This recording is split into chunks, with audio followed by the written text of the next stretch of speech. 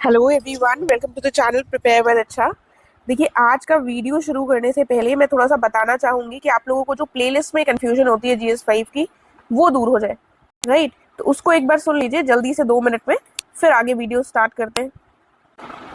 देखिए, ये आप प्लेलिस्ट देखेंगे GS5 की बनी हुई है। अब आप लोगों को ये लगता है कि इसमें 11 नंबर दे दिया है, ठीक है, ये 11 पॉइंट दे दिया है, उसके बाद ये 9 दे दिया है, तो मैम ने ये गलत लगा रखा है, दिया नहीं है सही से। एक्चुअली ये जो सिलेबस के पॉइंट्स है, सिलेबस में जो 22-23 पॉइंट्स हैं, वो अभी आपको मैं दिखा दूंगी। वो जो पॉइंट्स है उनकी जो नंबरिंग है, 11वें नंबर पर जो सिलेबस का पॉइंट है वो है लैंड रिफॉर्म्स इन यूपी। तो इसी 11वें पॉइंट से मैंने शुरू किया था, इसीलिए इसमें 11वां नंबर दिया हुआ है। ठीक है, फिर जो नवा पॉइंट है सिलेबस का, वो है, उसमें बहुत सारे टॉपिक्स हैं। ठीक है, तो 90 पॉइंट के 4 वीडियोस हैं। पहला लिखा हुआ है लोकल सेल्फ गवर्नमेंट पंचायती राज 1 लिखा हुआ है, यानी कि 90 पॉइंट का पहला वीडियो है। देन मूविंग फॉरवर्ड ये दूसरा वीडियो है। फिर उसके बाद आता है, ये तीसरा है। ठीक है, पब्लिक पॉलिसी 90 पॉइंट में ही बहुत सारी चीजें हैं, तो ये 3 वीडियोस 90 पॉइंट के हो गए, एक और है, ये 90 पॉइंट के 4 वीडियोस हो गए।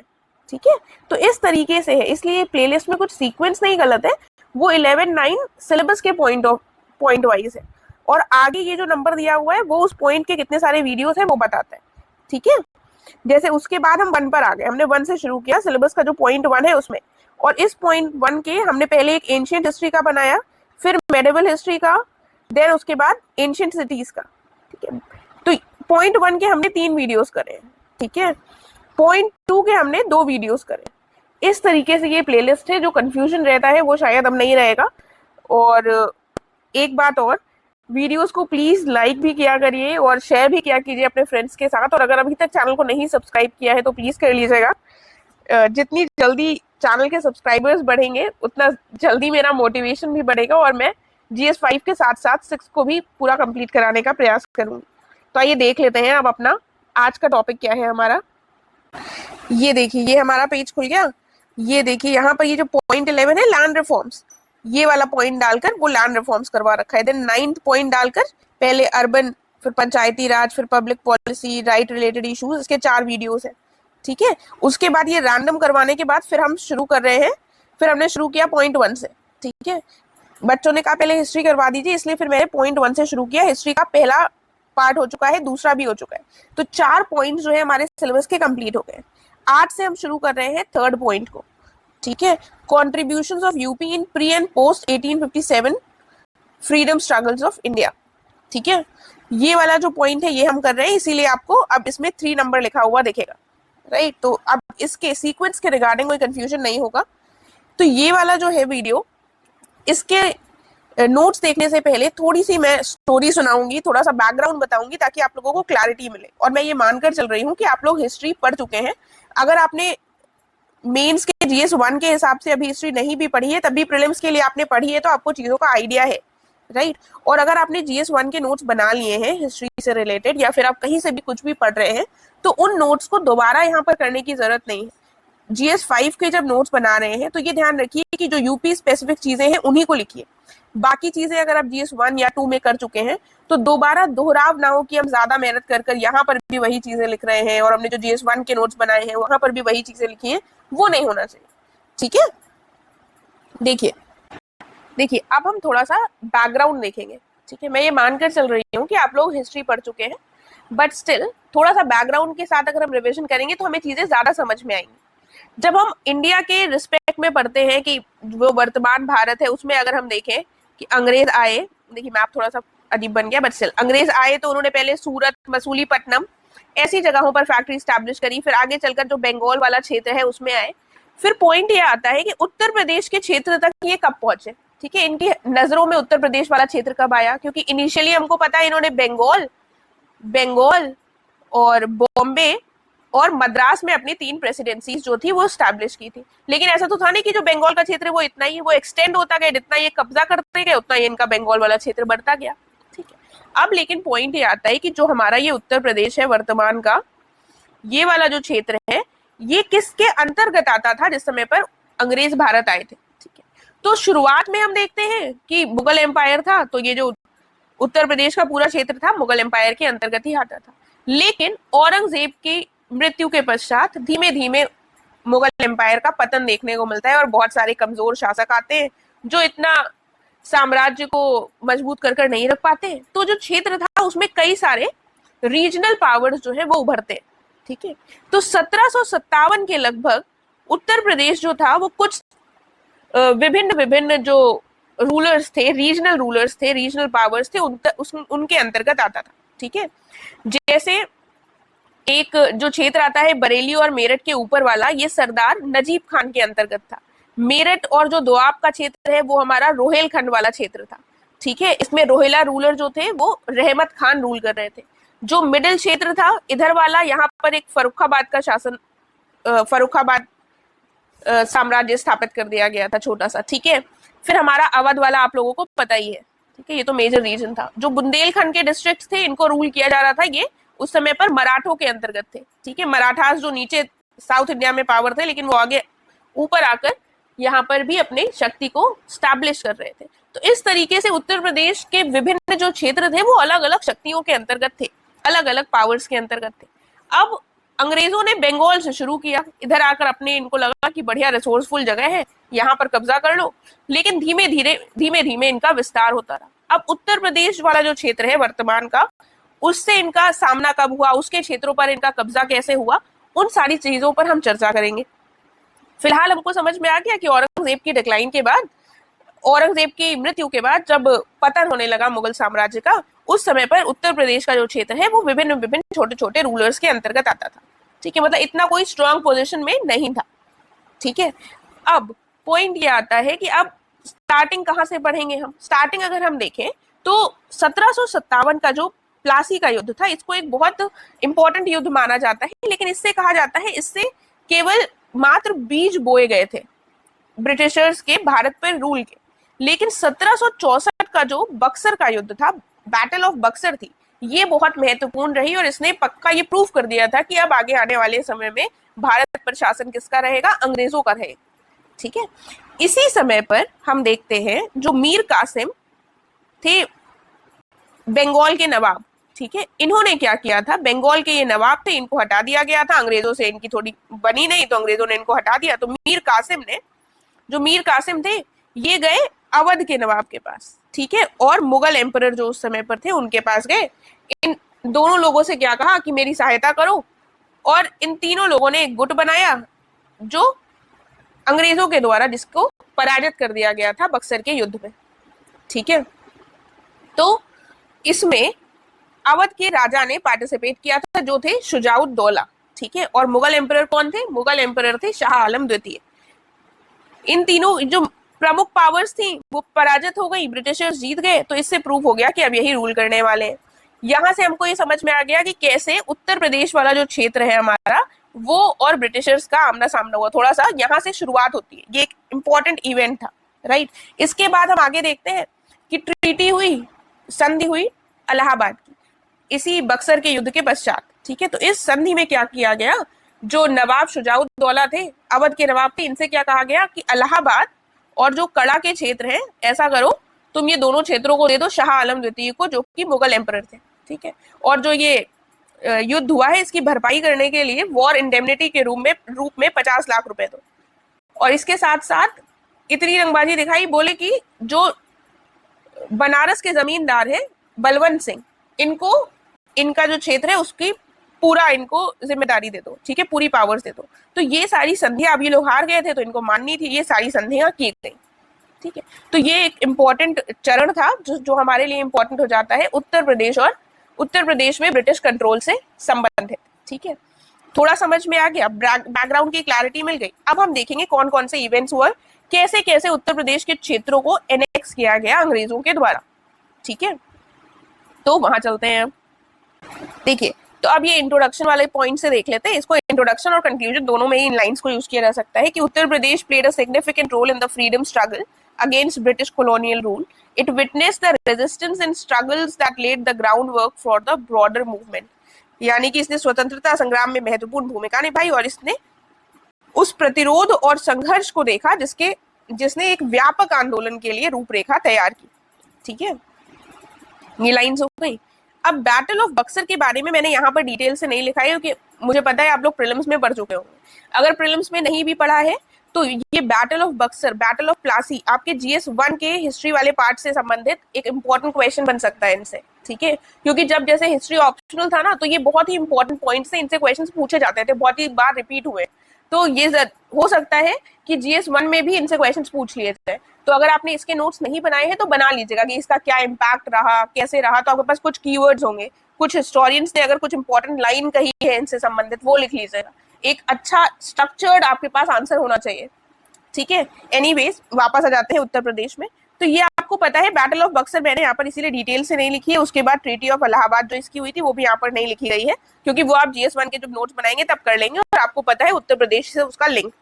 इसके बाद हम देखते हैं जब नवाब ऑफ अवध जो थे ये हार गए थे, तो अब हार कर कोई शांति से तो बैठता नहीं है। इन्होंने एक प्रयास किया, नवाब ऑफ अवध ने, इन्होंने क्या किया, मराठास, अभी मैंने बताया ना बुंदेलखंड वाले क्षेत्र में मराठों का कब्जा था, तो इन्होंने मराठों के साथ मिलकर क्या करने की कोशिश करी। इन्होंने कानपुर में, अगर आप आए हो तो एक जाजमऊ का क्षेत्र है, वहां पर एक युद्ध लड़ा अंग्रेजों के विरुद्ध, ठीक है। लेकिन उसमें भी इनको पराजय हासिल हुई और ये हार गए, मराठे भी हार गए और अवध के नवाब तो हार ही गए, राइट। देखिए यहाँ पर थोड़ा खिचपिच है, आगे नहीं मिलेगा, स्टार्टिंग के पेज में हो गई है, मगर समझ आ जाएंगी चीजें अगर आप ध्यान से सुनेंगे, ठीक है। तो नवाब अवध के उन्होंने एक प्रयास किया था मराठों के साथ मिलकर, उसमें उनको पराजय मिली। ये एक इम्पोर्टेंट इवेंट हो गया अंग्रेजों का और उत्तर प्रदेश का आमना सामना, इसमें भी हमको देखने को मिलता है। देन आगे चलकर रोहिला वॉर हुआ, रोहिला युद्ध हुआ 1774 से 75 के बीच में। रोहिला अफगान थे, इन्होंने इनके बीच में और ब्रिटिश ईस्ट इंडिया कंपनी और अवध के नवाब, ये दोनों लोग मिल गए और ये आपस में लड़ाई हुई, लेकिन रोहिला अफगान हार गए। अंग्रेज ऑब्वियसली बहुत ज्यादा पावरफुल थे। फिर क्या हुई, ये जो इन लोगों ने मिलकर किया था, अभी तो हम देख रहे थे अवध के जो नवाब हैं वो उनसे लड़ गए थे अंग्रेजों से, लेकिन ये सब चीजें बदलती रहती है। इन लोगों ने आपस में एक ट्रीटी कर ली थी, इसीलिए रोहिला अफगान के विरुद्ध अवध के नवाब ने अंग्रेजों का साथ दिया था। ट्रीटी क्या हुई थी, 1765 में ट्रीटी कर ली थी अंग्रेजों ने नवाब के साथ, जिसकी वजह से कह दिया गया था कि जो नवाब है इनको सैन्य सहायता जो है वो कौन प्रदान करेगा, अंग्रेज, ठीक है। और इस यही कारण था कि रोहिला जो संघर्ष हुआ था इसमें अंग्रेजों ने किसका साथ दिया था, नवाब का, ठीक है। तो एक ये इंपॉर्टेंट इवेंट हुआ। आ गई ना बात समझ में, कैसे अवध वाले पहले विरुद्ध थे, फिर आपस में एक संधि हो गई कि चलो हम तुम्हारा साथ देंगे, और उसके बाद रोहिल्ला अफगानों के विरुद्ध जब युद्ध हुआ तब इनका साथ दिया। अब हम ये देखते हैं, अब अंग्रेज जब इतना देख रहे थे उत्तर प्रदेश की सीन की, इतने सारे यहाँ पर रूलर्स हैं, छोटे छोटे क्षेत्रों में अलग अलग लोग शासन कर रहे हैं, उसमें भी आपस में लड़े जा रहे हैं, तो ऐसी कंडीशन में पावर वैक्यूम एक इंपॉर्टेंट जो शक्ति होती है वो नहीं थी। पावर वैक्यूम एक की टर्म हो जाता है, ठीक है, वो हमको देखने को मिलता है। तो अंग्रेजों ने क्या किया, अब अंग्रेजों ने सोचा कि अब यहाँ पर कोई ऐसी इतनी इंपॉर्टेंट तो कोई शक्ति है नहीं, तो हम अपनी पावर को कंसोलिडेट करते हैं और अपने कंट्रोल को इस एरिया में बढ़ाने की कोशिश करते हैं, ठीक है। उनको रियलाइज हो गया कि यहाँ पर कुछ ऐसा है नहीं, तो अपनी जो पैठ है वो यहाँ पर जमाई जा सकती है, राइट। तो अब उनकी नीतियां ही थी विस्तारवादी कि अपने क्षेत्र को एक्सपैंड करते रहना है, अपने पावर को एक्सपैंड करते रहना है। तो अब उनको लगा उत्तर प्रदेश भी उसमें आ सकता है। देखिए अब हमने ये इवेंट्स पढ़ लिए हैं, अब हम थोड़ा सा स्विच करेंगे, हम आएंगे उस समय पर जो फर्रुखाबाद रोहिलखंड वाले जो क्षेत्र थे उनके बारे में हम थोड़ा सा पढ़ेंगे। हम अवध का पढ़ चुके हैं, पूरी हिस्ट्री हमने अवध की पढ़ी थी मेडिवल हिस्ट्री वाले में, पूरा मैंने जब डायनेस्टीज कवर करी थी तब अवध पढ़ लिया था, ठीक है। तो थोड़ा सा हम उन वाले क्षेत्रों के बारे में पढ़ेंगे कि उस समय पर कौन शासन कर रहा था, ठीक है, किसने उस जगह को स्थापित किया, इस तरीके से थोड़ा पढ़ेंगे। उसके बाद फिर हम इन पॉइंट्स को कंटिन्यू करेंगे। कंफ्यूज मत होइएगा, यहाँ पर इसको छोड़ दिया है, अब आगे बढ़ते हैं। देखिए रोहिलखंड एक बार देख लेते हैं, ये क्षेत्र जो था ये कैसे इंडिपेंडेंट हुआ, ठीक है, थोड़ा सा इसके बारे में देखेंगे। ये उत्तर प्रदेश का अगर मैप है, फिर से बना देती हूँ, ये उत्तर प्रदेश का मैप है। तो इस जगह वाला जो क्षेत्र था ये रोहिलखंड का था। 18वीं शताब्दी में हम देखते हैं कि बहुत सारे ऐसे अफगान थे, अफगान कौन थे, जो अफगानिस्तान वाले रीजन से आते थे, वो आए, माइग्रेट हुए इस रोहिलखंड वाले क्षेत्र में, और इनको तलाश थी कि जो मुगल एम्पायर है, मुगल साम्राज्य है, इसमें हमको इसकी मिलिट्री में हम शामिल हो सकते हैं, ठीक है, इस आशा से यहाँ पर आए थे। लेकिन मुगल साम्राज्य जो था वो अपने पतन की ओर बढ़ रहा था, वीक रूलर्स उसमें देखने को मिल रहे थे, और धीमे से उसका पूरी तरह से पतन हमको देखने को मिलता है, क्योंकि कई सारे वीक रूलर्स, कमजोर शासक देखने को मिलते हैं, जैसे कि मोहम्मद शाह, ठीक है। मोहम्मद शाह के समय ही हम क्या देखते हैं, मोहम्मद शाह रंगीला इनको कहा जाता था। मोहम्मद शाह के समय एक अली मोहम्मद खान नामक व्यक्ति थे, इन्होंने रोहिलखंड का किंगडम जो था वो इस्टेब्लिश किया। ठीक है, इनको गवर्नर नियुक्त कर दिया गया था मोहम्मद शाह के द्वारा, जो कि एक मुगल एम्परर थे। ठीक है, इन्होंने इनको गवर्नर नियुक्त कर दिया था। और फाइनली पहले ये लोग गवर्नर बन जाते थे, फिर देखते थे कि अच्छा अब हम जो शासक है, जो सेंटर में रूल कर रहे हैं, उनके पास इतनी शक्ति नहीं, तो अपने आप को इंडिपेंडेंट घोषित कर देते थे। तुरंत ऐसा नहीं होता था कि तुरंत जाकर करते, पहले किसी क्षेत्र को इनको दिया जाता था कि ये क्षेत्र है, तुम इसको देखो। गवर्नर्स होते थे ना छोटी छोटी जगहों में, तो वैसे ही था। उसके बाद आगे चलकर इनको लगा कि नहीं, अब तो इनकी कोई पावर रह नहीं गई है सेंटर में, तो हम अपने आप को इंडिपेंडेंट घोषित कर सकते हैं। आगे चलकर जो अहमद शाह का इन्वेजन हुआ, उसमें हम देखते हैं महत्वपूर्ण भूमिका रही इस क्षेत्र की, और इसके पश्चात इन्होंने रोहिलखंड वाले क्षेत्र को इंडिपेंडेंट कर दिया, स्वतंत्र घोषित कर दिया। ठीक है, तो एक छोटे से शासक उभर कर आते हैं इस क्षेत्र में। इनको आगे चलकर सक्सीड किसने किया, रहमत खान ने। तो बस थोड़ा सा हमने रोहिलखंड की हिस्ट्री देखी। अब जो दूसरा क्षेत्र आता है वो आता है फर्रुखाबाद का। देखिए जो फर्रुखाबाद है, ये हिंदी वाला जो है इसमें का नहीं होगा, मैंने बाद में चेक किया था, कई जगह का लग गया है आधा, तो आधा का नहीं होगा। ठीक है, तो फिर से औरंगजेब की मृत्यु के बाद क्या होता है कि एम्पायर वीकेंड था, हमें पता ही है कि एम्पायर कमजोर होता जा रहा था। तो फर्रुखसियर जो थे, इन्होंने मोहम्मद खान को यहाँ का गवर्नर नियुक्त किया और इनको टाइटल दिया था नवाब का। ठीक है, नवाब का, नवाब मोहम्मद खान बंगश। ठीक है, तो इन्होंने, मोहम्मद खान ने क्या किया, इन्होंने बेसिकली काइमगंज और मोहम्मदाबाद, अपने नाम पर मोहम्मदाबाद ये नामक दो शहर स्थापित किए।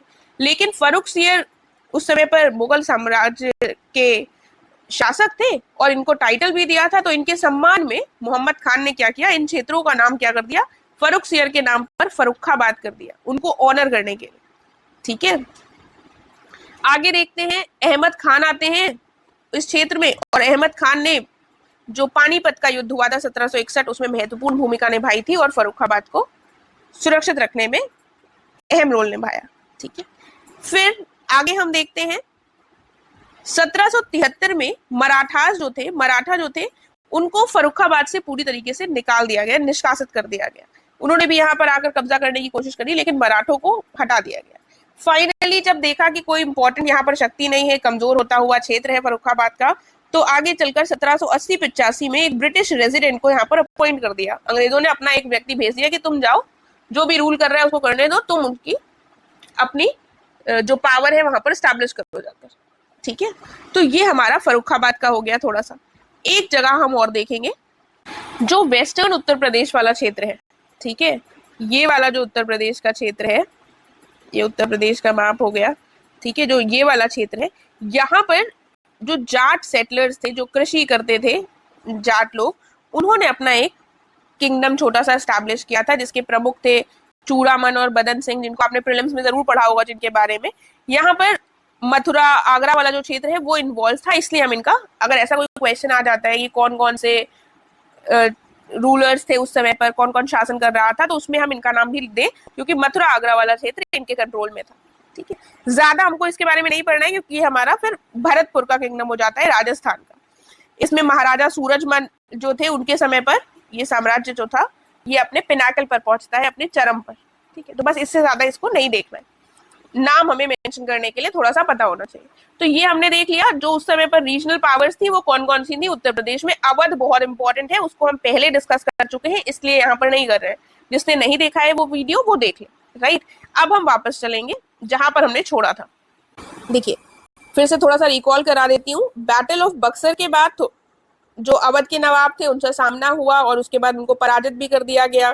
ठीक है, पराजित कर दिया गया जाजमऊ कानपुर में जब युद्ध हुआ उसमें, और उसके बाद इन्हीं के साथ मिलकर इनके साथ ही एक संधि कर ली, जिसकी पश्चात हम देखते हैं कि रोहिल्ला अफगानों को पराजित किया अवध के नवाब और अंग्रेजों ने मिलकर। ठीक है, तो इस तरीके से अंग्रेजों का की एंट्री हो चुकी थी उत्तर प्रदेश में, और वो जो उत्तर प्रदेश की राजनीति थी उसमें महत्वपूर्ण भूमिका निभाने लगे थे। अब आगे आगे क्या हुआ, और थोड़ा सा अंग्रेजों की जो पावर है वो स्प्रेड होने लगी। उसमें एक बहुत महत्वपूर्ण भूमिका क्रिश्चियन मिशनरीज की रही।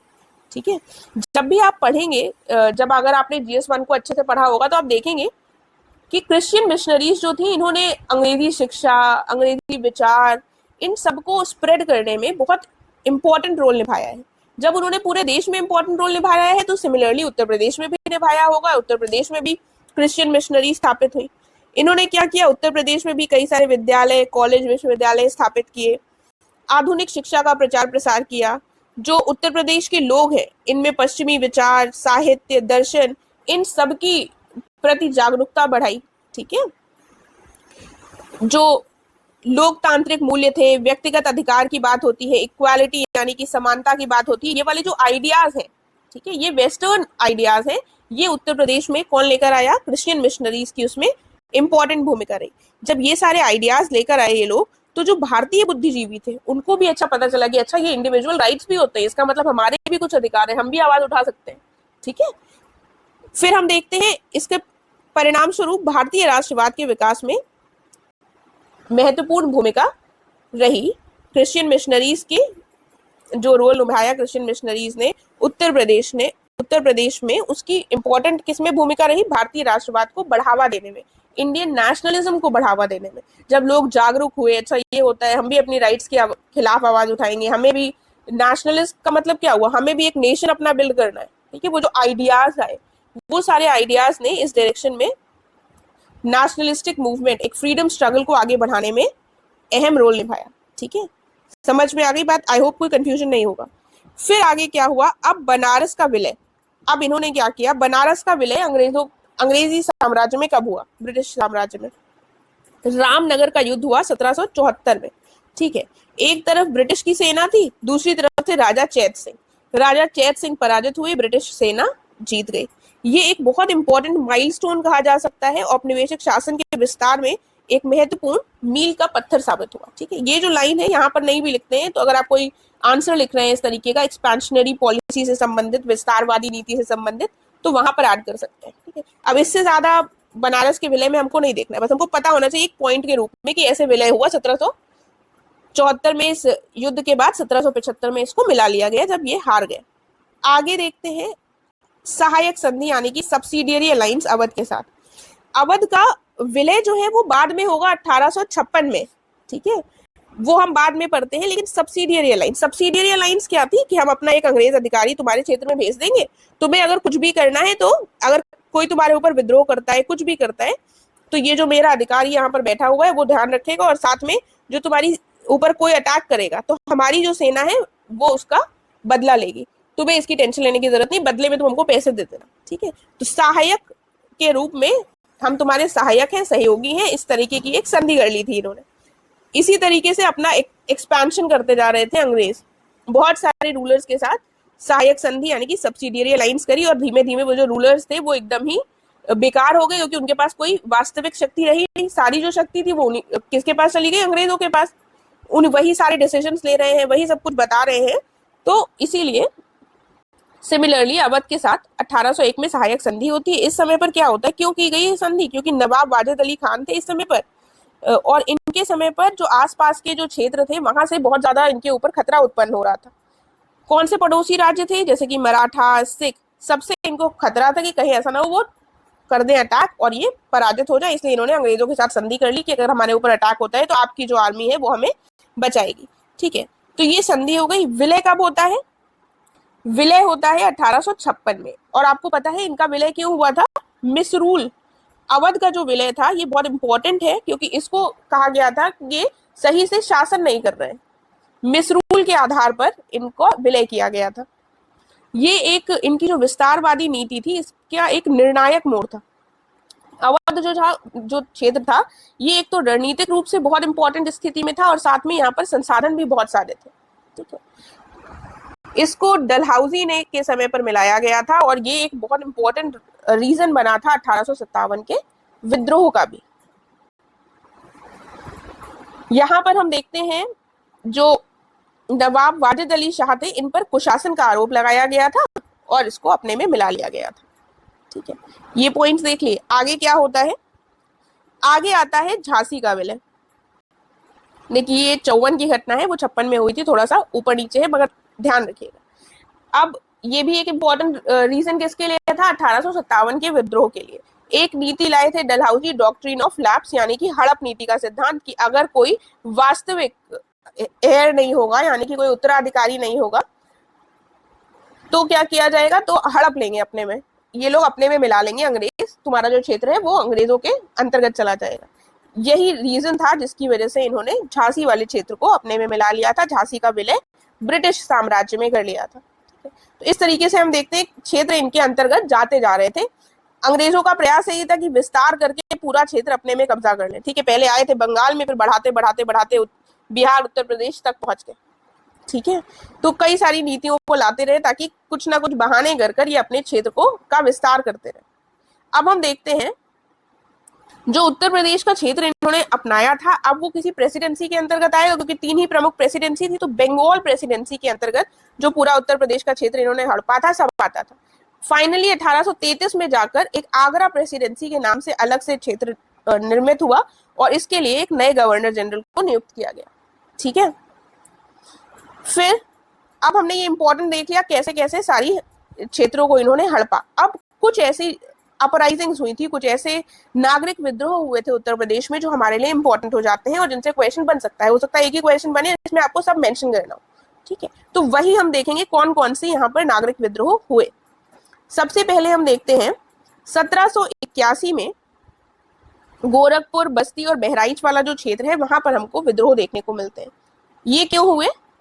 देखिए, अंग्रेज जो थे वो जो टैक्स कलेक्ट करते थे वो इतना ज्यादा कलेक्ट करते थे, इतना ज्यादा फोर्स करते थे, इतनी ऑपरेसिव नीतियां लगाते थे, शोषणकारी नीतियों का पालन करते थे कि बेचारे जो किसान थे, जो लोग थे, वो परेशान हो जाते थे। ठीक है, तो अधिकतर उनके जो भी विद्रोह हुए वो उनकी पॉलिसीज के कारण ही हुए, उनके ऑपरेसिव पॉलिसीज के कारण। ठीक है, यहाँ पर क्यों होता है, वॉरेन हेस्टिंग्स जो थे इन्होंने एक ऐसा प्लान बनाया कि रेवेन्यू कैसे जनरेट की जाए, तो इन्होंने ऑफिशियल्स को इजारेदार के रूप में नियुक्त किया। इजारेदार कौन थे? रेवेन्यू कलेक्ट करेंगे जो अवध के क्षेत्र में। ठीक है, और 1778 में इन्होंने मेजर अलेक्जेंडर हैने को अपॉइंट किया इजारेदार के रूप में। तो अब जब ये आए तो इन्होंने इतना ज्यादा चूसने की कोशिश करी, लोग इतना पे ही नहीं कर पाए। इन्होंने इतना ज्यादा इसलिए और चूसा क्योंकि इनको लगा कि जो भी युद्ध हुए इनके मराठास और मैसूर के साथ, उसमें जो भी खर्चा हुआ है उसको निकाल लिया जाए इन लोगों से पैसा वसूल करके। ठीक, अब लोगों के पास इतना था ही नहीं कि वो दे सकते, इसलिए लोगों ने विद्रोह कर दिया इस वाले क्षेत्र में।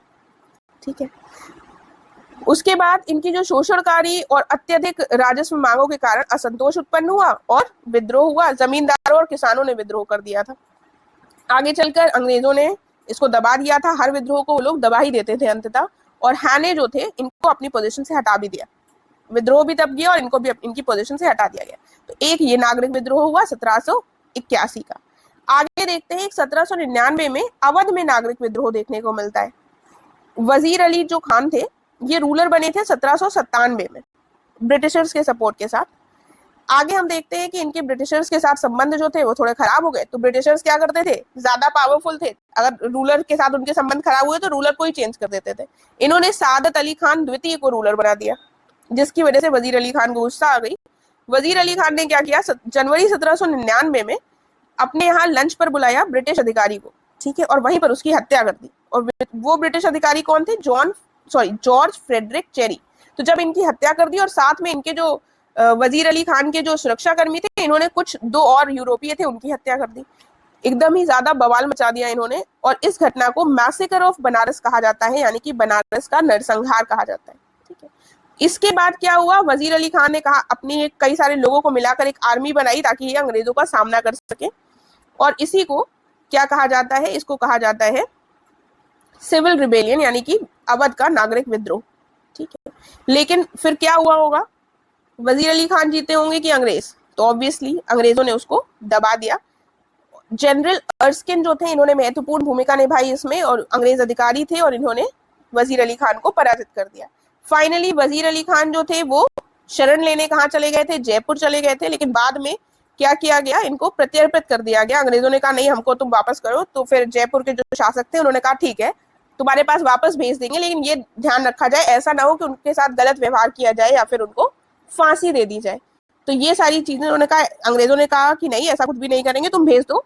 तो फाइनली दिसंबर 1799 में वजीर अली खान ने आत्मसमर्पण कर दिया था, और ये अंग्रेजों के अंतर्गत, मतलब अंग्रेजों के पास के मतलब अंग्रेजों ने इनको वापस अपने पास बुलाया, और फिर वहां पर आगे इनको पेंशन दे दी गई और इनको कोई फांसी जैसी सजा नहीं सुनाई गई। ठीक है, देन आगे क्या घटना घटित हुई, बुंदेलखंड में भी हमें कुछ अशांति देखने को मिलती है 1808 से 12 के बीच में। ठीक है, जब द्वितीय आंग्ल मराठा वॉर हुआ 1803 से 5 के बीच में जो हुआ था, इस समय पर क्या हुआ, जो बुंदेलखंड का जो क्षेत्र था ये बंगाल प्रेसिडेंसी के अंतर्गत आ गया। इससे पहले ये मराठों के अंतर्गत था, अब अंग्रेजों ने अपने अंदर कर लिया और बंगाल प्रेसिडेंसी के अंतर्गत इस क्षेत्र को कर दिया। ठीक है, तो जो इस क्षेत्र में छोटे छोटे बुंदेला चीफ्स थे, जो बुंदेला सरदार थे, इनको ये चीज पसंद नहीं आ रही थी, तो अलग अलग बुंदेला सरदारों ने थोड़े थोड़े विद्रोह किए। उनमें से एक थे लक्ष्मण दावा, ये अजयगढ़ जो किला था उसके किलेदार थे।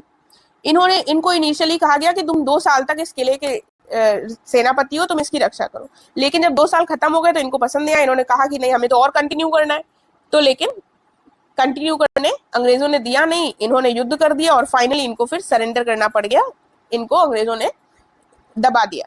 ठीक है, आगे क्या हुआ, एक दूसरे किलेदार थे दरिया सिंह, ये कलंजर किले के किलेदार थे।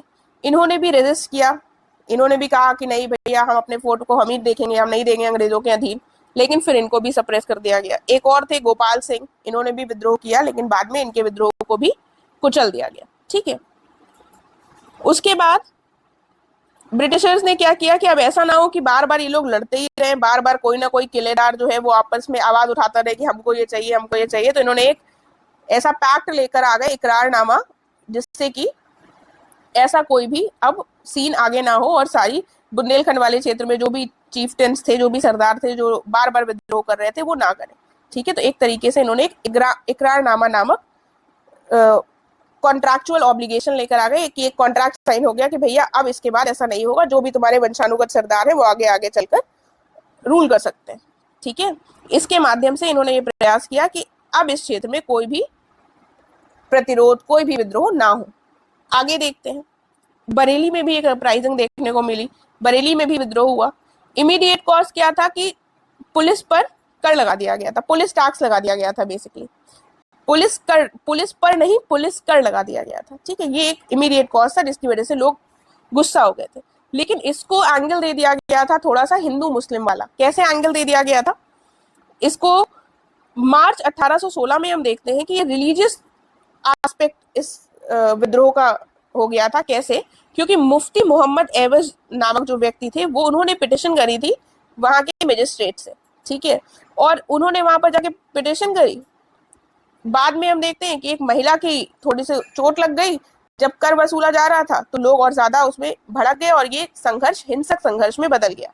और फिर मुफ्ती मोहम्मद एवज ने कर दिया था, तो लोग जो मुस्लिम्स थे वो एकत्रित हुए, पीलीभीत, शाहजहांपुर, रामपुर, सारे क्षेत्रों से आकर एकत्रित हुए और विद्रोह में शामिल हुए, क्योंकि उनको लगा कि उन्हें अपने धर्म की रक्षा करने की जरूरत है और जो मुफ्ती मोहम्मद एवज है, इन्होंने जो आवाज उठाई है उनकी रक्षा करने की जरूरत है। इसलिए सभी लोग आ गए, जिसकी वजह से इसका जो लुक था, जो आउटलुक था इस विद्रोह का, वो कैसा हो गया, वो कम्युनल हो गया। ठीक है, सेक्युलर नहीं, कम्युनल हो गया। और इसमें कई सारे लोग, 300 से ज्यादा लोगों की मृत्यु हुई, कई सारे लोग घायल हो गए और अंग्रेजों ने फिर इसको अपनी दमनकारी नीतियों के द्वारा दबा दिया। एक आता है वहाबी आंदोलन, जो आपने प्रीलिम्स में जरूर पढ़ा होगा, बाकी तो शायद आपने नहीं पढ़े होंगे। सैयद अहमद राय बरेली के थे, इनको सैयद अहमद बरेलवी भी कहा जाता है, राय बरेली से बरेलवी निकलता है। इन्होंने इसकी शुरुआत की थी। बेसिकली ये इस्लामिक रिवाइवलिस्ट मूवमेंट था। जब भी आप सोशियो रिलीजियस मूवमेंट्स पढ़ेंगे तो उसमें कुछ रिवाइवलिस्ट मूवमेंट होंगी, कुछ रिफॉर्मिस्ट मूवमेंट होंगी। रिफॉर्म मतलब हम किसी चीज में सुधार करना चाहते हैं, रिवाइव मतलब हम उसको वापस लाना चाहते हैं। तो रिवाइवल की मूवमेंट थी, इसका मतलब इन्होंने क्या किया, इन्होंने कहा मुस्लिम से कि जो प्योर इस्लाम है उसकी तरफ वापस चलो, प्योरिटी की तरफ वापस चलो। जो वेस्टर्न इन्फ्लुएंस आ गया है इस्लाम पर, उसको इन्होंने सरासर नकार दिया। ठीक है, तो ये पहला ऐसा मूवमेंट था। इसका वैसे तो सेंटर पटना था, लेकिन ये रायबरेली के थे, इसलिए ये मूवमेंट इंपॉर्टेंट हो जाता है। और ये जो पूरा इसका विस्तार था, ये यूनाइटेड प्रोविंस, हैदराबाद, मद्रास, बंगाल, हर जगह तक विस्तृत था। ठीक है, बहुत बड़े क्षेत्र तक इसका विस्तार रहा और ब्रिटिश विरोधी भावनाओं का प्रसार करने में भी इस मूवमेंट ने बहुत इंपॉर्टेंट रोल निभाया। आगे हम देखते हैं हाथरस। हाथरस जो जगह थी, यहाँ पर भी एक विद्रोह देखने को हमको मिलता है। और यहाँ पर क्या होता है, बेसिकली दयाराम, एक छोटी सी प्रिंसली स्टेट थी, दयाराम वहाँ के शासक थे। इन्होंने इन लोग दयाराम पर और उस क्षेत्र पर बहुत ज्यादा टैक्स इम्पोज किया गया और सरकार ने वसूलने की कोशिश करी, लेकिन ये लोग पे नहीं कर पाए। तो ब्रिटिशर्स की ऐसी पॉलिसीज रहती थी, जब कोई पे ना कर पाए तो उस पर आक्रमण कर दो और जबरदस्ती उससे धन वसूली करो। ठीक है, तो सिमिलरली उन्होंने यहाँ पर भी किया और फिर लगभग 15 दिन तक दयाराम और वहाँ जो प्रिंसली स्टेट थी हाथरस की, वहाँ के लोगों ने अंग्रेजों का डटकर सामना किया और फाइनली फिर अंग्रेजों ने उसको दबा दिया था। ठीक है, देखिए तो इतना हमने पढ़ लिया है, आज हम यहीं पर इसको एंड करेंगे। हमने जो चीजें पढ़ी हैं एक बार जल्दी से रिवाइज कर लेते हैं। सबसे पहले हमने देखा अंग्रेज जो थे वो उत्तर प्रदेश तक कैसे आए, कैसे अंग्रेजी जो प्रभाव था वो उत्तर प्रदेश पर बढ़ा। ठीक है, पहले बैटल ऑफ बक्सर, फिर बैटल ऑफ बक्सर के परिणाम स्वरूप जो ट्रीटी हुई, उसके बाद नवाब अवध के साथ उन्होंने पहले युद्ध किया जाजमऊ में, फिर नवाब अवध के साथ संधि कर ली, जिसके बाद रोहिला अफगान जो थे उनका सामना किया। ठीक है, इस तरीके से इनका देखते हैं। फिर इसी के क्रम में हम देखते हैं क्रिश्चियन मिशनरीज आए, जिसकी वजह से जो वेस्टर्न इन्फ्लुएंस था वो उत्तर प्रदेश में बढ़ा। राइट, आगे इसके बाद हम देखते हैं वेस्टर्न इन्फ्लुएंस के बाद कि बनारस का एनेक्सेशन हुआ। ठीक है, उसके बाद हम देखते हैं कि जो अवध वाला क्षेत्र है, उसके अवध वाला जो क्षेत्र है इसके साथ सहायक संधि हुई। उसके बाद आगे चलकर इसको एनेक्स कर लिया गया, झांसी को फिर एनेक्स कर लिया गया। कैसे पूरे उत्तर प्रदेश पर कब्जा अंग्रेजों का हो गया। पहले बंगाल प्रेसिडेंसी के अंतर्गत ही इस क्षेत्र को रखा और बाद में 1833 में इसको क्या किया, आगरा प्रेसिडेंसी के अंतर्गत किया। इसके साथ साथ हमने रोहेलखंड, फर्रुखाबाद और जाट वाले जो क्षेत्र थे, जाटों के जो क्षेत्र थे, इनके बारे में थोड़ा थोड़ा देखा है। ठीक है, इसके साथ हमने जो अपराइजिंग्स हुई, जो नागरिक विद्रोह हुए, सिविलियन जो विद्रोह हुए, उनके बारे में भी हमने थोड़ा सा देखा है, कहाँ कहाँ पर उत्तर प्रदेश में ऐसे विद्रोह हुए। राइट, तो वो आपके दिमाग में अब एक स्ट्रक्चर होना चाहिए। आज हमने जो भी पढ़ा है इसके नोट्स बना लीजिएगा। कोई भी कंफ्यूजन हो, कोई भी प्रॉब्लम हो तो बता दीजिएगा, नेक्स्ट वीडियो में मैं उसको कवर कर लूंगी। और अगला वीडियो भी मेरा जल्द ही लाने का प्रयास है। प्लीज वीडियो को जरूर लाइक और शेयर कीजिएगा। एटलीस्ट जितने लोग वीडियो देख रहे हैं उसके 50% तो लाइक्स बनते हैं। ठीक है, और सब्सक्राइब करना बिल्कुल भी मत भूलिएगा। शेयर कीजिएगा अपने फ्रेंड्स के साथ। टेलीग्राम चैनल के माध्यम से मुझसे जुड़ सकते हैं, जिसका लिंक आपको डिस्क्रिप्शन में मिल जाएगा। Thank you very much.